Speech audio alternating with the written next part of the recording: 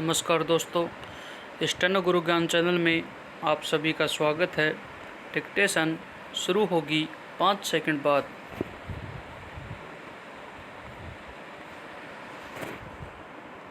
Start. करीब 1.5 दशक लंबे इंतज़ार और सालों चले दुर्भाग्यपूर्ण वाद विवाद के बाद आखिर लड़ाकू राफेल जेट विमानों की पहली खेप बुधवार को फ्रांस से भारत पहुंच रही है। लड़ाकू विमान बनाने वाली फ्रांस की डैसॉल्ट कंपनी ने गत दिनों 10 लड़ाकू जेट हमें सौंप दिए, जिनमें से 5 बुधवार को अंबाला एयरबेस पहुंचेंगे। इन विमानों को हवाई युद्ध के लिए बेजोड़ बताया जा रहा है। राफेल यूं तो खासियतों का भंडार बताया जा रहा है, लेकिन उसकी सबसे बड़ी विशेषता 1 मिनट की अल्प अवधि में 60,000 किलोमीटर की ऊंचाई पर पहुंच जाना और आवश्यकता पड़ने पर परमाणु हथियारों से हमला कर पाने की क्षमता है।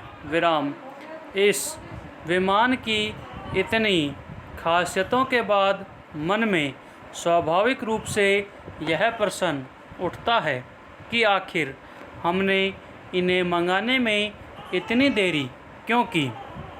क्यों हम सौदे को लेकर पक्ष विपक्ष के पालों से एक दूसरे पर हमले करते रहे, वैसे ही हमले जैसे 30-32 वर्ष पहले हमने बोफोर्स तोप को लेकर किए। तब तत्कालीन प्रधानमंत्री राजीव गांधी ने स्वीडन की कंपनी से इनके लिए करार किया था।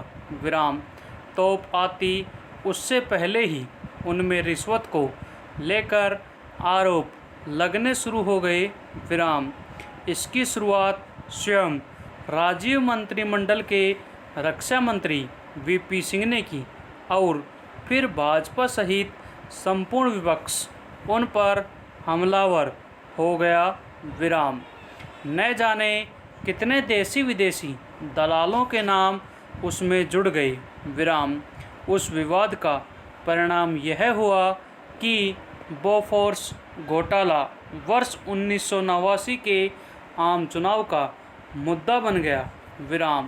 राजीव गांधी और कांग्रेस तब सत्ता से बाहर हो गए। हालांकि तमाम तरह की जांच के बाद बोफोर्स सौदे में दलाली के आरोप आज तक साबित नहीं हो पाए हैं।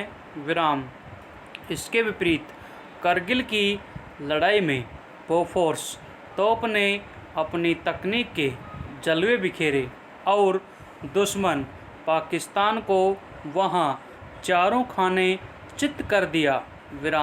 तब किसी और ने नहीं, वाजपेयी सरकार के वरिष्ठ मंत्री और पुराने फौजी मेजर जसवंत सिंह ने करगिल की जीत का सेहरा बोफोर्स तोप के सिर बांधा था। हालात एक बार फिर वैसे ही हैं। मनमोहन सिंह सरकार के कार्यकाल में सौदे की शुरुआत हुई। नरेंद्र मोदी सरकार ने सत्ता में आते ही खामी निकालकर सौदे की शर्तें बदल ली। फिर दोनों ओर से एक दूसरे पर वैसे ही हमले हुए जैसे दो दुश्मन करते हैं। इस बीच चीन से तनातनी ने सारे हालात बदल दिए। राफेल तो मंगाना ही पड़ा। सेना को 10,000 करोड़ के फटाफट खरीद के सैन्य समझौते भी करने पड़े। राफेल की दूसरी खेप बंगाल के हासीमारा एयरबेस पर तैनात होगी, जो चीन से लगती सीमा को संभालेगी। यह सौदा भी जरूरत पड़ी तो चीन के दांत खट्टे करने में बड़ी भूमिका निभाएगा। बड़ी भूमिका हमारी सेना और हमारे वायु सैनिकों की रहने वाली है, जिनके अदम्य साहस एवं सैन्य कौशल से भारत ने 1971 की लड़ाई में छोटे से नेट विमानों से पाकिस्तान के छक्के छुड़ा दिए। विराम। दोनों सौदों का संदेश यही है कि हम सैन्य खरीद को अपनी राजनीतिक महत्वाकांक्षाओं से दूर रखें। विराम।